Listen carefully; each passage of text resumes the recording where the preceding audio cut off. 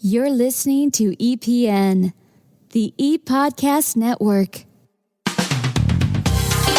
This is Enterprise Radio and your host, Eric Dye.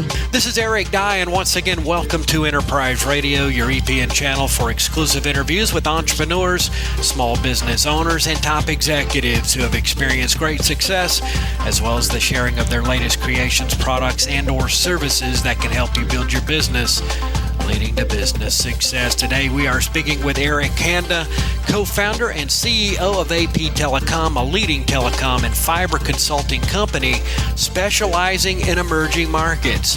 APTelecom combines superior customer service, cost-competitive telecom products, and deep experience across a wide range of sectors in the submarine cable and fiber industry to help clients achieve intelligent, sustainable growth. Eric, certainly a privilege to have you a part of Enterprise Radio. Thanks, Eric. It's great to be back.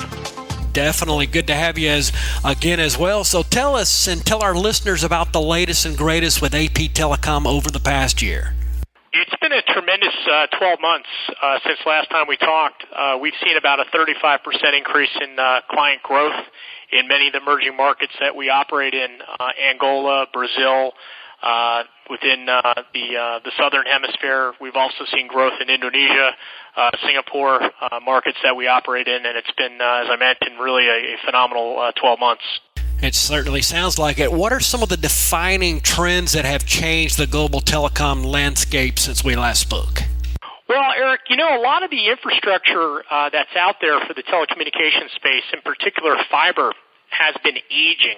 And a lot of folks, on the young side may think, oh, well, I have all these modern applications. There's a backstory, and there's a lot of infrastructure, brick and mortar, so to speak, that's supporting the apps and stuff that folks use today, like Facebook and Snapchat or what have you. The trends that we see is that this infrastructure is aging. A lot of it was deployed and built in 98, 99, 2000, and the lifespan, the shelf life, a lot of this stuff, in particular fiber, is approaching its end of term. It's becoming fairly antiquated. So a lot of that is being replaced. It's being replenished. So that's the biggest trend that we see, and it's being replaced, this infrastructure, in order to support the modern cloud solution, as well as the modern need for the Internet of Things, the IoT. We hear about how your refrigerator is going to be able to be worked on remotely when you're in your car, or your stove is going to be on by the time you get home for your dinner. And that all requires bandwidth. That all requires infrastructure. And a lot of that needs to be replenished and replaced to support the modern requirements that technology is driving. How has the role of social media and technology evolved in emerging markets since we spoke last? I know you touched on Snapchat and Facebook, but just touch on that a little further there. Yeah, Eric, a lot of the folks in emerging markets in the last 12, 18 months, we've seen an increase in teledensity rates. So voice-to-voice calls have gone up, but we're also seeing a new trend that's happening with social media and technology, where mobile commerce, video, is taking place in markets that you never would have thought of in the past. If you go visit Africa, I've been to Africa 2 times in the last a year and a half, and we're seeing folks that never had a smartphone before now are watching YouTube. They're watching different TV stations and videos, and that really is a new trend in emerging markets. The advent and the invitation of applications, because the smartphones are in place, and the really low-cost smartphone devices that are really driving the rest of the ecosystem, whether it's the network, whether it's the content. It all starts with the smartphones, and smartphones are much more abundantly rampant in the market than they were a year and a half ago.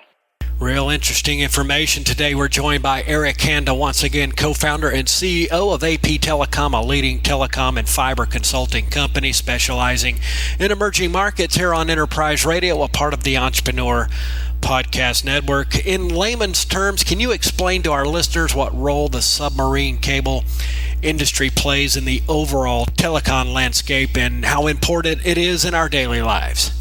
Well, it's vital. Submarine cables enable really everything outside of the United States to happen. Just a data point for our viewers out there, there's roughly $500 billion a day that's transmitted financial transactions across submarine cables globally. That's how important submarine cables are. We see that many folks in the markets that are outside of the U.S., emerging markets, whether it's in Africa or Asia, they want to access content. They want to access whether it's YouTube or ESPN or what have you, CNN.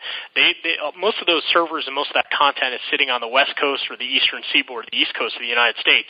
And what the submarine cable does, it enables the person that's outside the U.S. to get back to the coast, whether it's the East Coast or the West Coast, and that is the vital role that submarine cables play.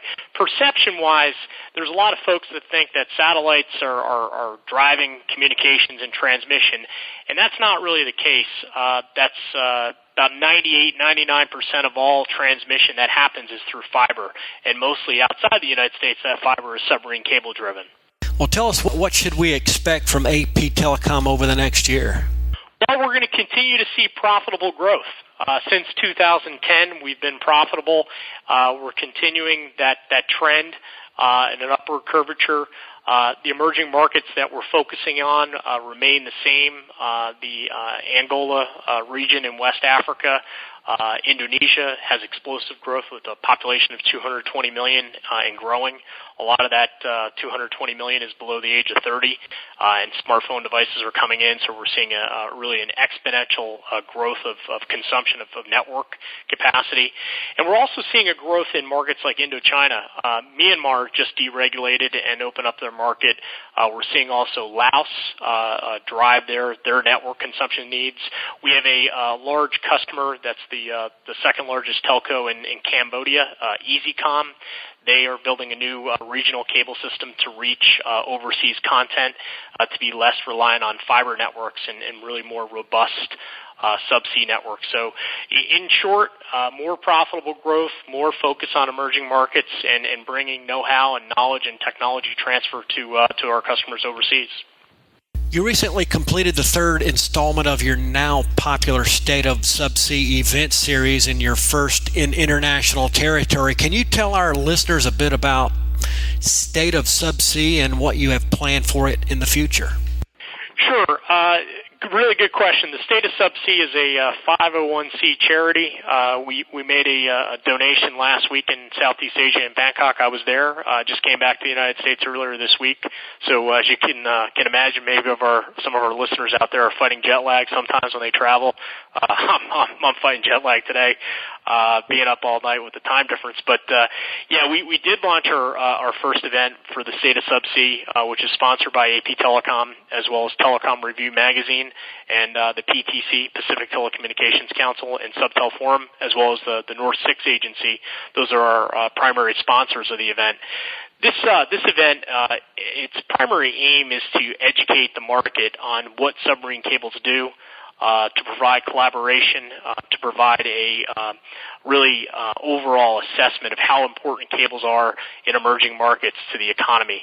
As every new submarine cable comes in, it's a game changer for our country's GDP.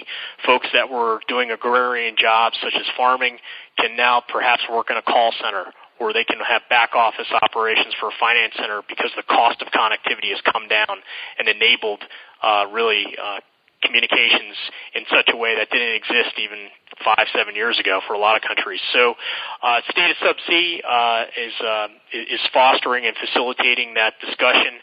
And as I mentioned, we do like to make a charitable donation for the markets that we're operating in and try to give back. This past event in Bangkok, we made a donation to Friends International, which helps children in Southeast Asia better their lives through socioeconomic programs.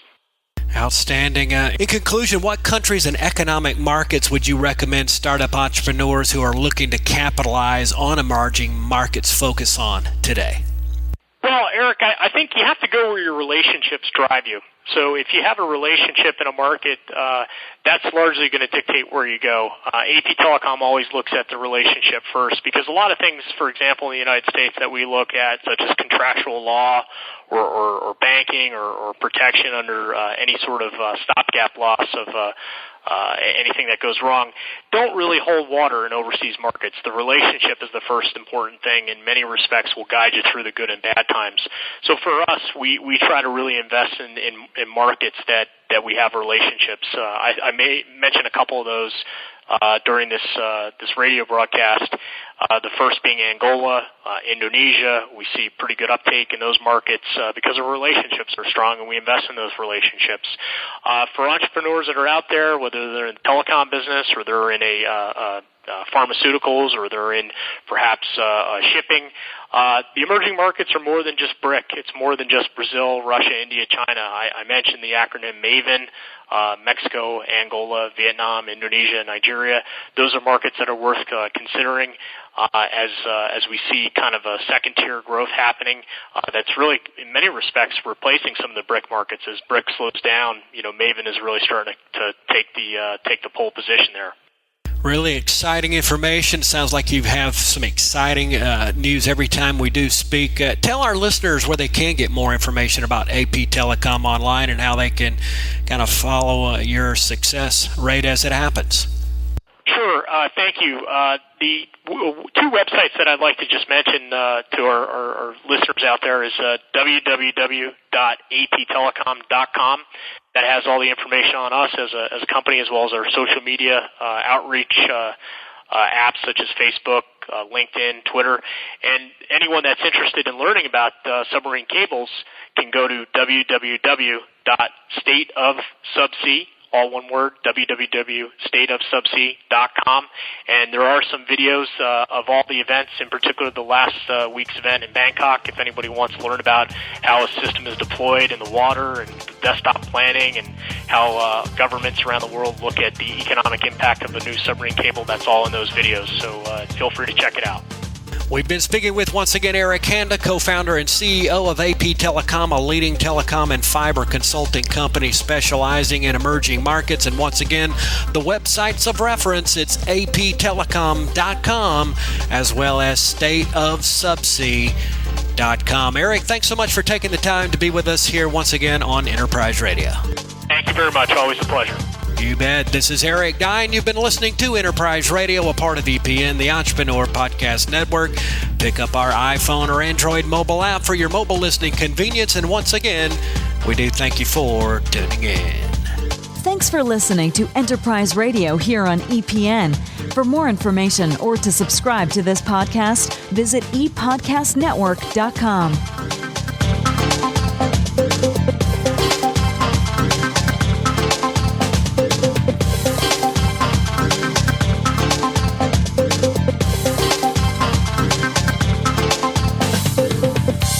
This is the ePodcast Network.